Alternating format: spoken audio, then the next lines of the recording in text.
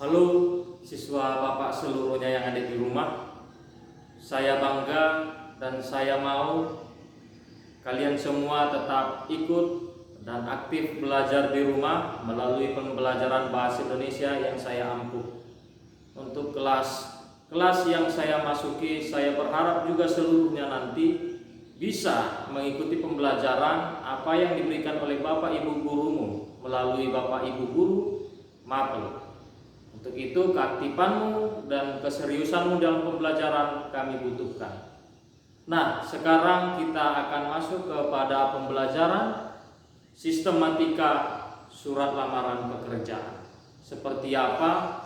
Mari ikuti dan jangan kamu coba untuk lalai di dalam penulisan surat lamaran pekerjaan. Untuk itu seriuslah, karena kamu akan nanti merasakan, akan mengalami bagaimana atau sistematika yang ada di dalam surat lamaran pekerjaan. Memang sederhana, tetapi jangan terjebak di dalam penulisannya, karena banyak kesalahan-kesalahan pelamar yang melakukan kesalahan tanpa sengaja. Tanpa mereka sadari, mereka sudah melakukan kesalahan penulisan. Untuk itu mari belajar siswa Bapak seluruhnya, ikut belajar melalui surat lamaran pekerjaan.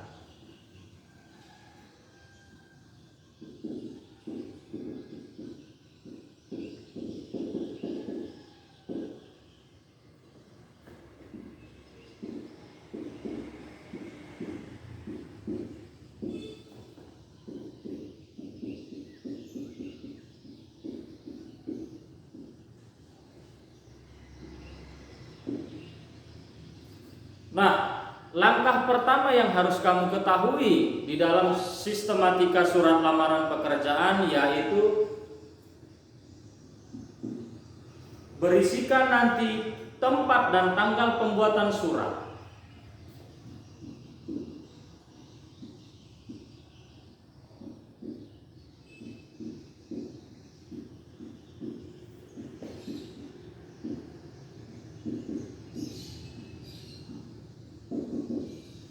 Tempat dan tanggal pembuatan surat ini, misalkan kamu membuat surat di Pematang Siantar, lalu kamu sertakan tanggal pembuatan suratmu. Contoh,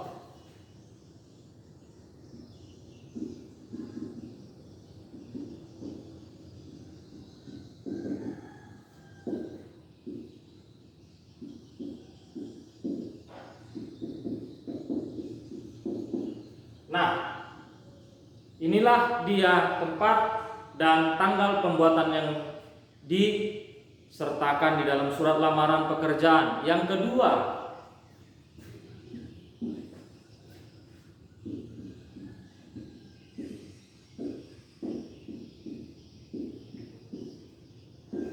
lampiran dan hal ini yang harus kamu perhatikan.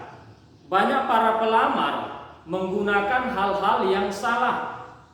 Yang mana dikatakan salah yang sering dilakukan pelamar, lampiran ini mereka tuliskan menjadi seperti ini. Lam titik. Ini adalah penulisan yang salah. Untuk itu kepada siswa Bapak seluruhnya, jangan kamu tuliskan di lampiran ini menjadi singkatan. Yang ketiga,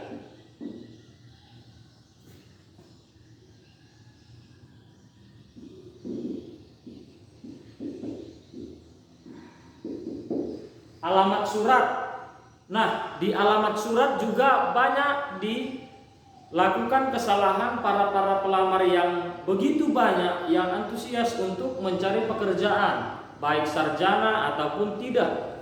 Maka untuk itu perhatikan kesalahan biasanya yang ada di alamat surat, yaitu kesalahan tujuan, kepada siapa mereka tidak tahu. Nah, untuk itu yang kedua, kesalahan yang sering terjadi yaitu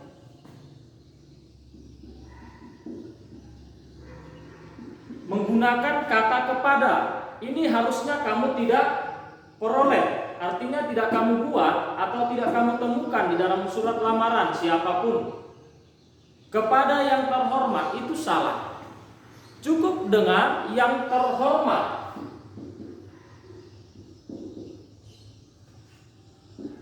Ini kamu coret, tidak boleh kamu sertakan, karena ini bukan surat pribadi ataupun berjenis kelamin kamu arahkan.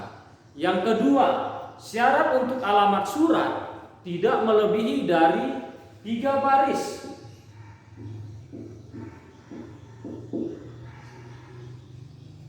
Nah, biasanya banyak yang tidak memperhatikan ada membuat tujuan alamat surat ini lebih dari 3 baris. Untuk itu usahakanlah semaksimal mungkin dia berada di kategori 3 baris. Saya rasa siswa Bapak seluruhnya pasti paham untuk hal penulisan alamat surat. Yang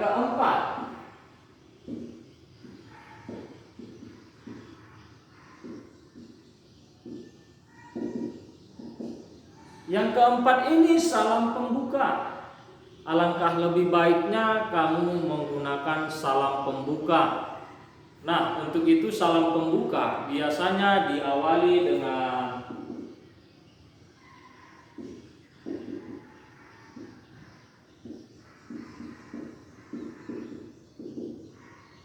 kata dengan hormat. Kata dengan hormat ini harus memang kamu sertakan menggunakan tanda koma, bukan tanda titik. Ingat ya, setelah kamu buat kata dengan hormat, kamu sertakan tanda koma. Untuk itu kamu buat yang lebih baik. Jangan kamu tidak menyertakan tanda apapun sama sekali, hanya kata dengan hormat juga tidak baik. Untuk itu setelah kamu katakan dengan hormat, dibuka juga dengan tanda koma. Selanjutnya,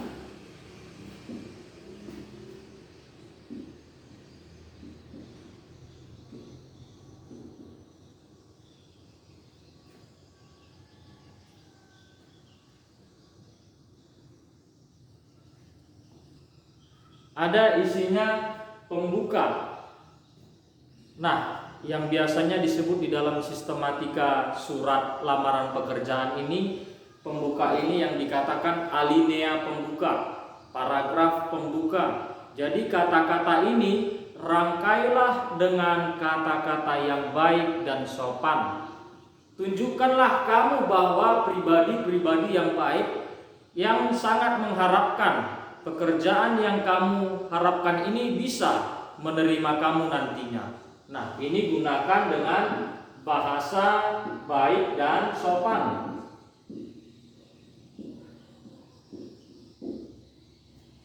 Selanjutnya, setelah alinea pembuka, maka masuk kepada penulisan isi surat lamaran pekerjaan. Apa-apa saja di dalam isi surat lamaran pekerjaan ini? Mari perhatikan. Biasanya di dalam isi ini akan membentuk 3 unsur. Yang pertama,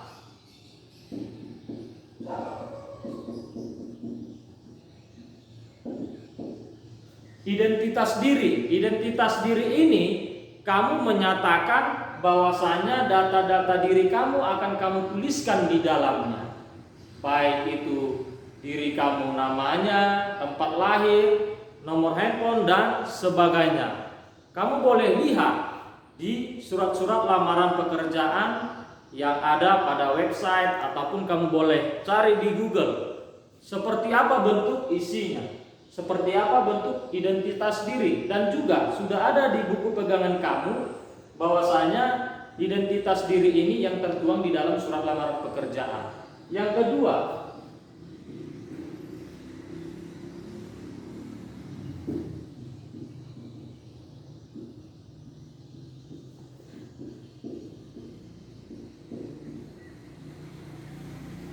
maksud dan tujuan. Maksud dan tujuan ini yang berisikan kalimat ataupun sebuah kata-kata yang kamu tulis. Kamu berharap untuk diterima. Kamu berharap apa yang kamu harapkan di dalam penulisan suratmu yang ada di dalam surat lamaran pekerjaan. Maksudmu menuliskan apa dan tujuannya apa? Yang jelas maksud kamu adalah untuk bisa bekerja di sebuah perusahaan yang Bapak Ibu pimpin. Itulah yang dikatakan maksud dan tujuan. Selanjutnya, yang ketiga, bagian ketiga di dalam bentuk isi, yaitu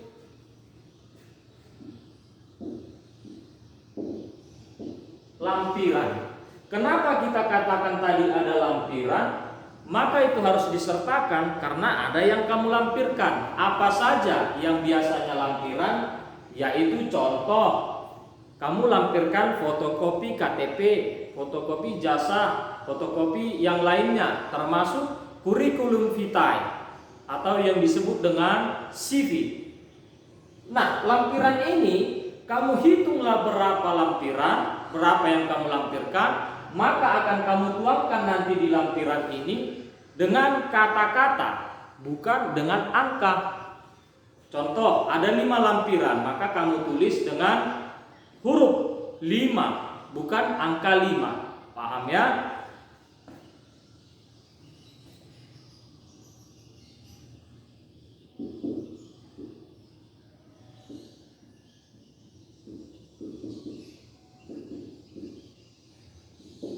Nah, salam penutup. Salam penutup tadi kamu sudah membuka dan mengawali surat dengan salam pembuka. Alangkah lebih baiknya kamu menutup dengan kata-kata yang sopan. Jadi penutup ini adalah hal-hal yang perlu kamu perhatikan juga. Di sini kamu mengatakan bahwasanya kamu antusias, kamu menggunakan kata-kata sopan. Jadi kalau kamu sudah berbahasa dengan baik di dalam surat, maka kamu akan diperhitungkan. Itulah dia. Langkah selanjutnya yang dipaparkan adalah